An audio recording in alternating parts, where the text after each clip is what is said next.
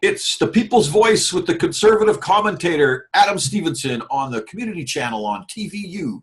How you doing, Adam?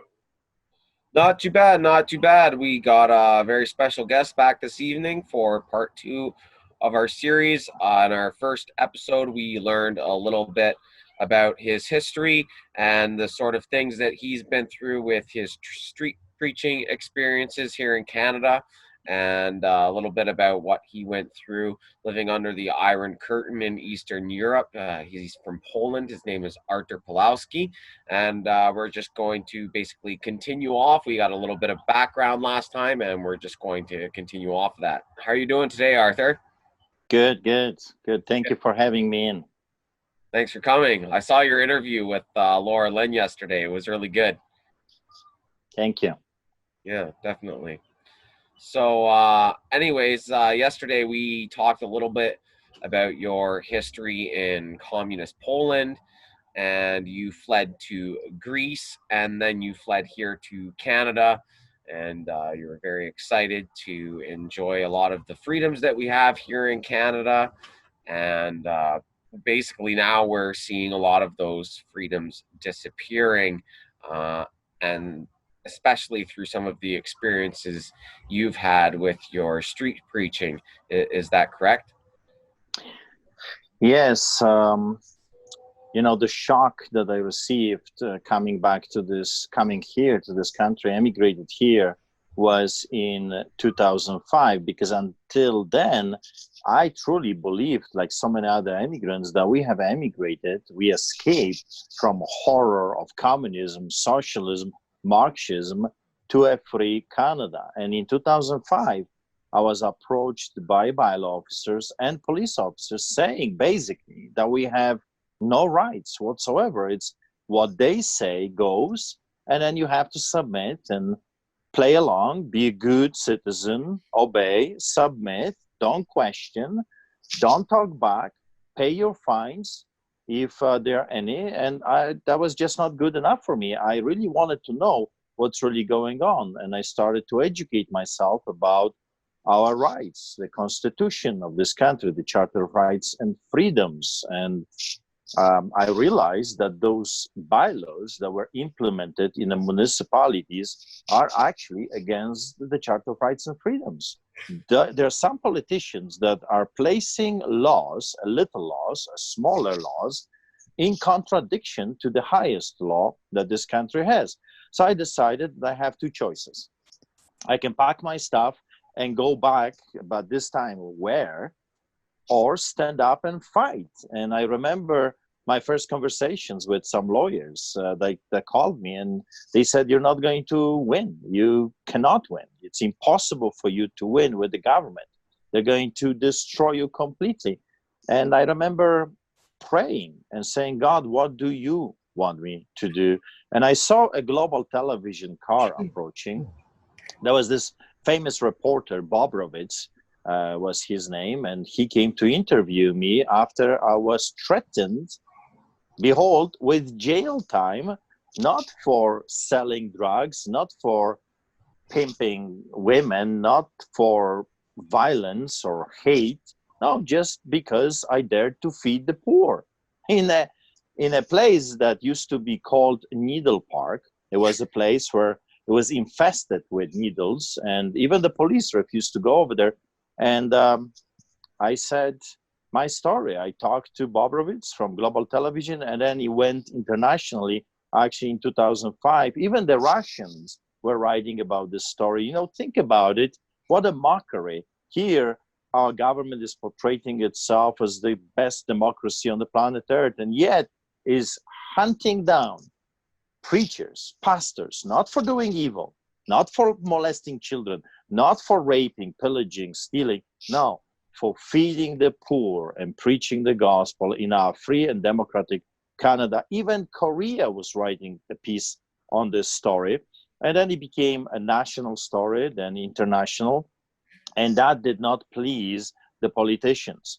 I remember the mayor, Dave Bronconi, at that time, he stepped into the fight. I had a meeting with him, and he basically said, well, obey the rules. We have them for a reason. The chief bylaw officer stepped in on record in front of the TVs why Artur Pawlowski is doing this. He should obey the law like everybody else. Submit, submit, submit. And the media vilified me.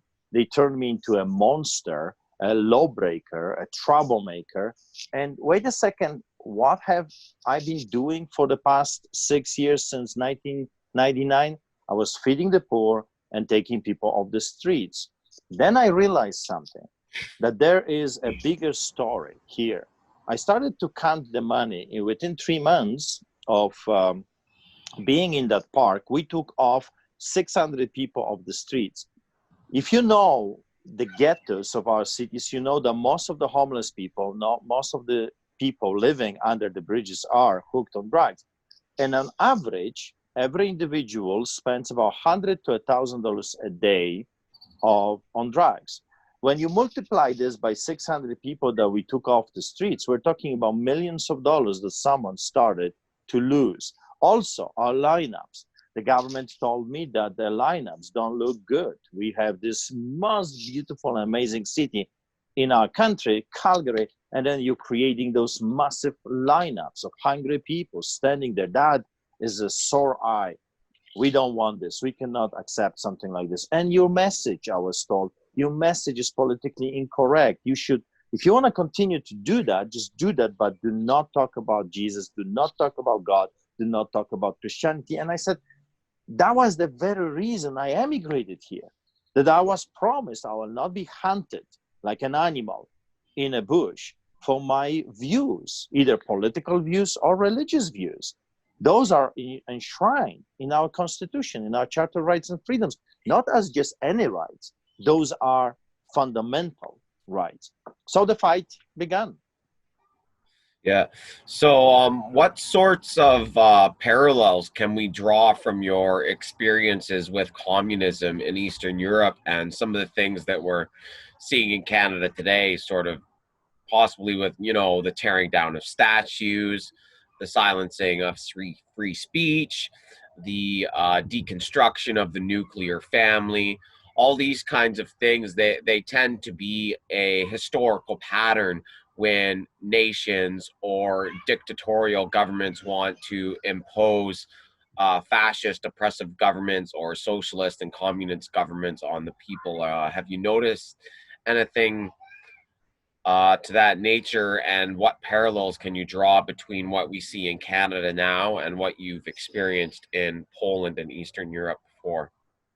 I mean, the history is right in front of our eyes. We can learn so much from history. When you look at the Russian Revolution, when you look at Lenin and after Trotsky, Stalin, when you look at coming into power of Adolf Hitler and Mussolini, when you look at those people that we know now, a few years later, that they were monsters, they murdered over 100 million souls.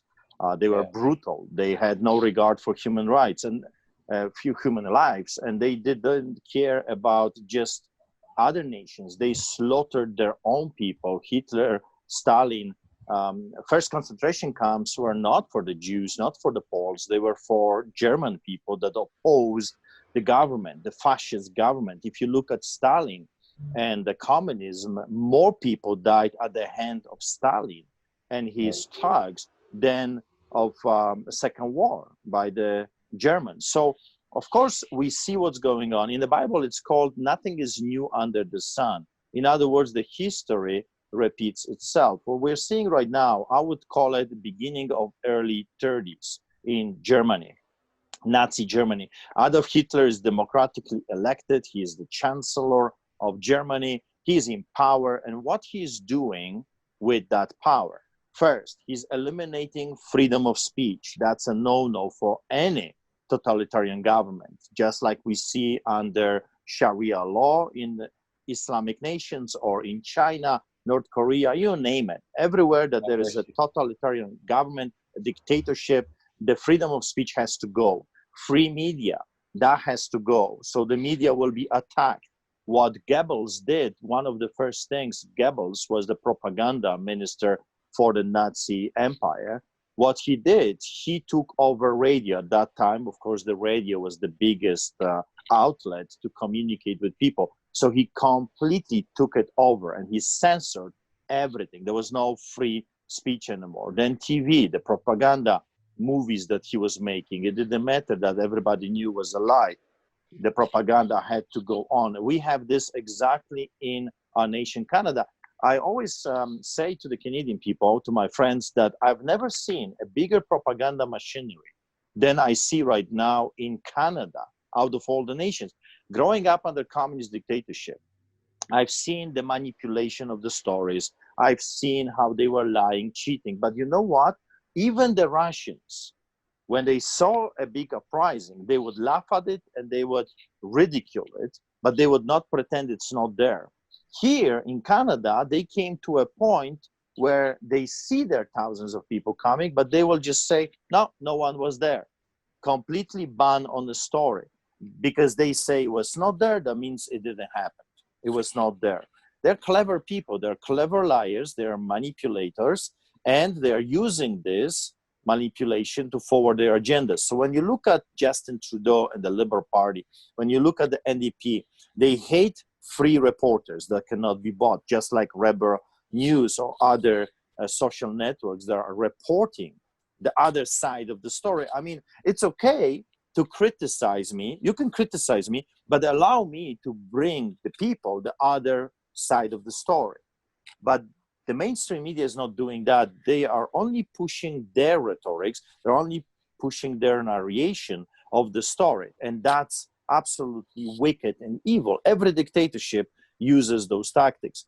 What we can learn, what I see here is, like I said, early 1930s, we have already certain people in power and they are taking over the media, the bailouts. I'm sure you've heard Justin Trudeau, the Liberal government, giving hundreds of millions of dollars to the so-called mainstream media to buy them off. $600 million. Right? To buy them off. When you look at CBC, the biggest propaganda machinery in this country, they are operating on a budget of what, $2.5 billion? I mean, that's crazy. That's insanity. He's giving all this money, your money. Let me add this. This is your money to destroy you, to take your rights, your freedoms away from you. And you're paying for it. What happened in 30s, he started to build concentration camps. Here we can call them the FEMA camps for the trouble people, for lawbreakers, troublemakers, anyone that dares to oppose, you know, the God, the new God out of Hitler, then you would be harassed, intimidated. It's very interesting that late 20s, early 30s, Adolf Hitler was using thugs. We call them the black shirts of Adolf Hitler. Or brown shirts of Adolf Hitler? Have you heard about them? Oh yes, of course I have. They were like Antifa. Let's talk a little bit about Antifa, because it's fascinating to see everything unfolding this way. Antifa was created to tackle the fascists rising up. So there was a big fight between the communists and the fascists during the late 20s and early 30s. And Adolf Hitler started to use the same tactics. In other words, let's shut down the free speech. Anyone that was meeting anywhere in public, he would send his brown shirts to beat people up. Literally, they were doing what Antifa is doing right now. Yeah. Oh, you dare to speak other story, the other side of the story? You dare to criticize this wonderful dictatorship? You dare to say what we don't like you to say? We will beat you up, we'll burn your houses, we'll slash your tires, we will break your windshields, we will beat you up. How dare you talk freely in this country? That's exactly what was going on in the late 20s and early 30s, until the fascists, the brown shirts, beat them up so much that many of them died. It was not just breaking the bonds, it was actually murdering people, and many were killed. When Adolf Hitler became the chancellor, he started secretly to send his opponents to FEMA camps. They were called concentration camps at that time, prisons for the lawbreakers. And they were always called the same way: rebels. They were called troublemakers, lawbreakers, overall bad people, but they were patriots. They were just people that saw what Adolf Hitler, what Stalin what they were doing was so evil and so wrong, and they dared to oppose them. And I see, unfortunately, the same pattern in our Canada, in this country. I see the same tactics. I see the same muzzling of people. Why do you think they want to put a mask on you? Were you ever thinking that this doesn't make any sense? That the virus can clearly go through the mask. So why force mask on people where everybody, the whole nation and the doctors are saying it's useless. It's not working. There's no proof that it's doing anything. So why put a mask on the people? Because it's a symbolism behind. What the government is doing right now, the deep state, the globalists, are saying to you, submit or else. We want you to submit. We want you to become a slave. We tell you to wear a mask, shut your mouth, don't talk, put the mask on. You were told to put the mask on, put the mask on. Later will be a mandatory vaccination. Later will be you cannot buy, you cannot sell. Later will be you cannot work if you have different views. You see, me, a pastor that feeds thousands of people on the streets of Calgary, I was arrested 10 times, and many times I was detained, over 100 court cases, hundreds of tickets, citations, 3 weeks sometimes in courtroom, defending my rights. And for what? Standing in front of the court system, judges, for feeding the poor and preaching the gospel that is fundamentally guaranteed and given to me by the state when I become a Canadian citizen.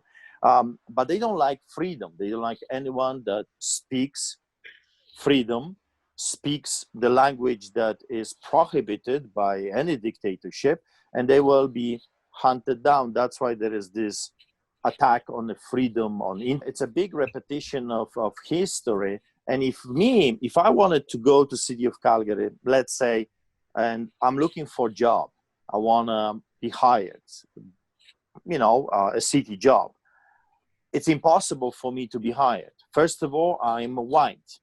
Not many white people are being hired. Secondly, I'm a vocal Christian.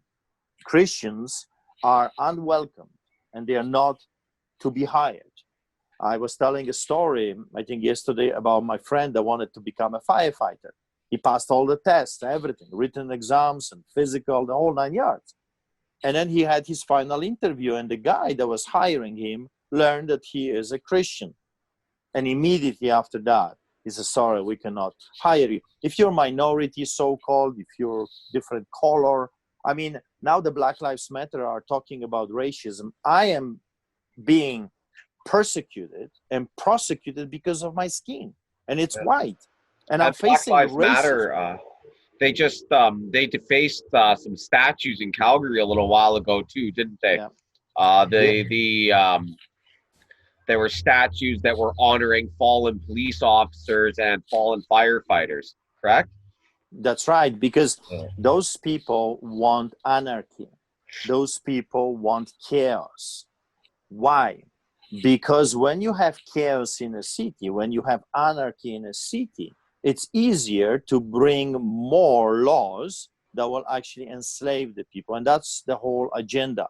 They want chaos on the street so they can implement more laws. And all of those laws are, of course, for your benefit. They tell you wear a mask because it protects life. But it doesn't. That's what the doctors are saying. I just read today another report from a doctor. And he says it does absolutely nothing. Nothing. It will not protect you or anybody else. So if you sneeze like this right now in public, they would call the cops on you. Because another parallel that I can draw of what I'm seeing right now is the snitching business. In Poland, growing up under communism and Marxism, socialism, everybody was supposed to snitch on the neighbors. They were supposed to snitch on the neighbors. So if you see a neighbor saying or doing anything that you don't like and it's against the government, well, call the authorities, call the police. Is that not what we are hearing right now from the authorities? If you see people not social distancing, call the authorities, right? For your own benefit, for the benefit of the nation, call the authorities. If you see more people in the private home, There is this pastor that got fined $880 for what? For having 5 people for a dinner in his house because a neighbor snitched on him. I got $1,200 ticket, the COVID ticket. Why? Because during the pandemic, I dared to feed the homeless people that are not living in any shelter. They are under the bridges. No one cares for them. No one feeds them. I was their only source of food. And yet, a dozen police officers showed up. I was threatened. One of our homeless men was shoved and pushed around. I was threatened with $1 million fine or arrest.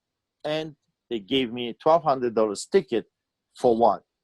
For feeding the poor. How dare you defy us? How dare you? When we told you shut down, you are to obey and do it. That's exactly what happened to my country after the Second War in 1945. When the Russians took over Poland, it was either you obey or you're shot. Either you obey the authorities or you will be imprisoned or you will be sent to Russia. You know, my grandfather was sent to Siberia. You know, you don't want to taste that stuff. And this is my message for the past 15 years. You don't want to taste what I have been growing up under. It's horrible. It's awful. I don't wish that stuff even to my enemies. Communism, socialism, Marxism, fascism, those are the most horrible things you would like to have in your backyard because they have totally no regards for human life. It's power, control, and money. Ultimately, it's all about money. If you look at the Nazis, they were pillaging the whole Europe, stealing, taking artifacts, paintings, you name it, statues, and they were just hoarding all of that stuff for themselves, living in luxury and palaces and etc., while the rest of the nation was living in poverty. The same happened in communism Poland under the Russian occupation. The elites had everything the heart desires. They had plenty. They had more than enough. The rest of the society, 35 million Poles, were living in extreme poverty. That's exactly what is happening right now. Have you noticed the elimination of the middle class in Canada? Have you noticed why? Do you know why is this happening? Because middle class are usually highly educated, they're well-traveled, they have a little bit of money, so if you tick them off, they can hire a lawyer. They're a big threat to a dictatorship. Why they're a big threat? Because they can go after them. They can hire a lawyer and say to the government, listen, what you're doing is wrong. That's exactly what I did. I faced over 100 court cases because thank God I could afford to have a lawyer and fight them. Yeah, it impoverished me. I remortgaged my house 7 times just to keep fighting, but I was able to do it. Now imagine if you're poor. You can't hire a lawyer, you can't fight, you have to work 12 hours a day or you don't eat. And that's exactly what they're doing to the people right now. Eliminating the small businesses, eliminating the middle class. Why? Because it's easier to control the society when you have only extremely poor people, they have no choice, or extremely wealthy. And they will listen to you because they're part of the deal. Yeah. And they have a lot to lose. So yeah, you definitely. I see that pattern a lot too, right? You know, when people are destitute and they don't have a whole lot and they can't support themselves and the government steps in with something, let's say like a universal basic income, like we see now, the $2,000 a month Canada emergency response benefit and that sort of thing. There's a word for it. When the government steps in and dictates to private businesses how they must operate, how many employees they can have, how many customers they can have, how much money they can make, what sort of policies they have to have for their business. All these people lose their jobs because of that, and then they give all of those people a universal basic income. Well, there's a word for that when the government is dictating to private businesses and providing everybody with a monthly stipend. The word for that is communism. That's right. That's what it is, right? Communism means that the government controls the means of production and distribution of goods and services. And that's exactly what we see happening right now. And I think people need to be really concerned about that. Whether the coronavirus is real, or whether it's fake, or whether it was man-made, or whatever the realities surrounding the coronavirus aren't my point about this. My point is that we see the government dictating to private businesses how they have to operate and giving the general population a basic monthly stipend to sustain themselves. But the problem with that is eventually they run out of other people's money to give away because they're not collecting in the general taxes that they were before from all these private businesses, right? Yeah, but it's more about control than money at this point. I mean, only a few % of the people control the wealth of the world. So for them, it doesn't really matter. Money doesn't mean anything. They want to control the population.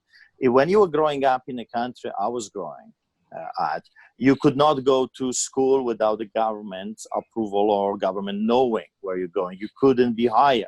You could not just have a job. The government had to approve that, okay, that's where you're going to work. And the government needed to know at all times where you're working. When you look at today, what is happening in Canada, you know that the pastors are required to have a list of the churchgoers that enter their building. I mean, that's ridiculous. That's communism. That's socialism. That's Marxism. 100%. That's dictatorship. So if someone comes to me as a pastor, I have to take their name, their telephone number, and provide that to the government, saying those people came and visited my church. And you know what I say? Hell with your law.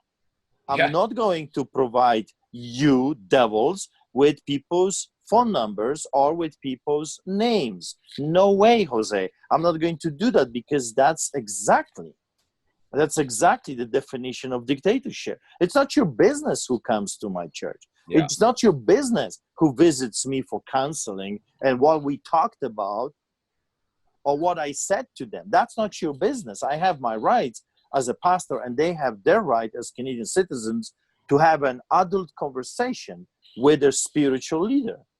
And the government has no business to come in the middle of that. But unfortunately, Canadians have been seasoned for that for decades right now. And shocking to me, I see many are complying. I receive texts and emails all the time from different parishioners, from different churches, and they say they're forcing us to give up our names. They're forcing us to wear masks. They're forcing us to take the temperature, and all of that, of course, is for the benefit of their own benefit and the benefit of the society. What a ridiculous statement. In communism and socialism, we were always told that the government knows better, that the government is our big daddy and the government will take care of us. You know how we were taught in school when I was little to call Stalin the biggest mass murderer on the planet Earth? Diedushka Stalin, that means Grandpa Stalin. We were told that this was the greatest man on the planet Earth, and then he rescued Poland. He liberated Europe. He's the savior of the world. That's what we were taught as kids. We have the same scenario right now. We are being told that those medical so-called, because they're not real doctors, so-called doctors, they know better. We are told that the government knows better. The government knows what you need and what you do not need, and they can think for you, and they can just give you a little bit of incentive, and they say, you know, we'll take care of everything else. No, no. I don't want your filthy money, and I don't want your filthy hands in my business or whatever I'm doing. Get out of it. I can support myself. I don't need you to tell me how I can conduct my business. Of course, everything is legal. The churches are under an extreme protection under the Constitution, the Charter of Rights and Freedoms, and the government has no business to tell us clergymen that if we can feed the poor, or if we can preach the gospel, or have a peaceful assembly. Now the churches are being told you cannot sing in a church. For your own benefit, you cannot sing in a church. Social distance yourself. While in my Bible, it says lay hands on the sick. In my Bible, it says, you know, be for the people, be among the people. I am to hug people. I am to love them. They cry on my shoulders. I lay hands on them. I pray for healings. Exactly. I anoint them with oil. I do what is my job to do. But the government says, no, you're a lawbreaker. We will fine you. We'll hunt you down. And we will throw you in jail, just like we're doing this in China, just like we're doing in North Korea, just like we're doing in Russia. And the problem is that a lot of the churches they're capitulating to this stuff, and they are like, okay, yeah, the church that I was attending before the pandemic, they closed down for a while, and they've just recently reopened, but I can't go there unless I register in advance online with my name, my phone number, driver's license, address, all of this stuff. And why? Like, I'm not doing that. And we do see the same thing happening in places like China, where churches are not free and the government has to approve them. Only those who capitulate to the government mandate, only those churches are allowed to operate. And it even goes further than just taking names and stuff. I was talking to a pastor who's a friend of mine who runs another church. It's an African American church that he runs, and he was telling me that some of the things that are on the list of things that they're not allowed to do, like you're saying, there's no more laying of hands. Everybody has to wear a mask. You're not allowed to sing in church because singing might spread the virus. You're not allowed While to at the sing. same time, you got tens of thousands of people marching for Black Lives Matter. Yeah, absolutely. Right? And the police is part of this, and the government officials are part. The prime minister was part of this mockery, because it's not the real deal. It's chaos, it's hate, it's confusion. It's a complete double standard, and it's absolute chaos. Black Lives Matter, they can have their massive protests with thousands of people in the street, looting, burning, and rioting, but we can't go to church because that's the virus. Like, and the same with the Walmart. I'm thinking, some your listeners can say, well, wait a second, this is for our safety. If that was the truth, let's just say that's the truth. The government, they're such a lovers, and they love us so much, they want to protect our life. If that was the truth, why they're not taking the names of the people coming to Walmart? Yeah, exactly. They're not taking the names of people going into Walmart. And we see the same sorts of things happening in the United States. Black Lives Matter rallies, good. Trump rallies, bad. You can do one thing, but you can't do the other. Walmart is good. Everybody can go to the big box stores and everything. Small mom and pop private businesses that have way less people going to them and probably far less risk to the public because they're not as big of a store. Not okay. Because we know it's a bigger plan. Right? We know it's a bigger plan. We know that they want to muzzle people because they are saying to you and me, submit or else. If you don't submit to this globalism, this new world order will come after you. And, unfortunately, I have to say that we deserve what we're getting right now. Because if you look at the past, I'm an immigrant. I have observed this country for the past 30 years. Canadians have become apathetic, uninterested. When you look at the voting, 1/3 of the population was even interested to go and vote for anything. They didn't care. Yeah. At some polling stations, it was like 10% of the people showing up. I mean, it was pathetic. So we have this saying, use your rights or lose your rights. Yeah. Use it or lose it. Canadians were so apathetic for the past 20, 30, 40 years that they started to lose their rights, and they did not even realize that they started to lose their rights. We were the whistleblowers 15 years ago when I was first time arrested for publicly reading Bible just to ourselves. I was handcuffed, arrested, thrown in jail, faced 2 years of jail time. And I was pleading with Canadians. I was pleading with the churches and the pastors, come to my aid, help, because if they came for me, be sure of it, they will come for you. But I was laughed at, and the churches and the pastors were not interested. Then I was arrested again and again, over and over, and I faced numerous, over 100 court cases. I said the same thing. Look what they're doing to me. They're destroying me. I've lost everything. I've lost my money. I remortgaged my house. I need help. Come to my aid, because if you don't come to my aid, Be sure of it, they will come after you. And look what is happening now. The churches have become unessential services. The pastors are not allowed to operate in a normal way because this is not normal. Yeah. Slaves, if you're a slave master, then maybe this is normal for you, but for free people, this is not normal. This is crazy. This is China. So Canadians also engaged in huge national sin, self-centeredness, selfishness, murdering children through abortion, drugs, alcohol, greed, pride, you name it. Me, I, and myself, especially during the boom time, you know, we live in a province where there was a huge boom just a few years ago, and people became very wicked, very evil, uninterested. They were only interested in themselves. When you have a society like this, when sin parades in front of you, just like homosexual perversion, when you see thousands upon thousands of people proudly saying to God, look at us, we can do whatever the hell we want, and there's nothing you can do about it. We will parade with your rainbow as a symbol of God's grace, and we will use it to promote perversion and abomination. There's nothing you can do about it. So God finally, I believe, this is my opinion, I believe that finally he said, okay, you think I cannot do anything? Well, for starters, I'll take my blessing out of this nation. I'll just take my blessing out. Look at what happened when you look at the statistics. We had reports of, for example, one of the write-ups, harvest from hell, millions of acres underwater. Then we have oil being hit. Then the cow, right? The beef was hit. And I mean, every industry after industry was hit. And suddenly, Alberta is becoming, I read today the statistics, Alberta has the biggest unemployment rate in the country. I mean, it's shocking. We are the number one. And Calgary is the worst of every city in this country. Why? Because this province was greatly blessed, and this province decided to go against God.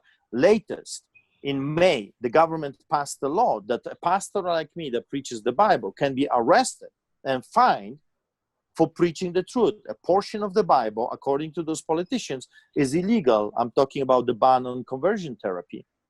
I mean, you think that God is pleased with us here in Canada? You think that he's going to just look at it and do nothing?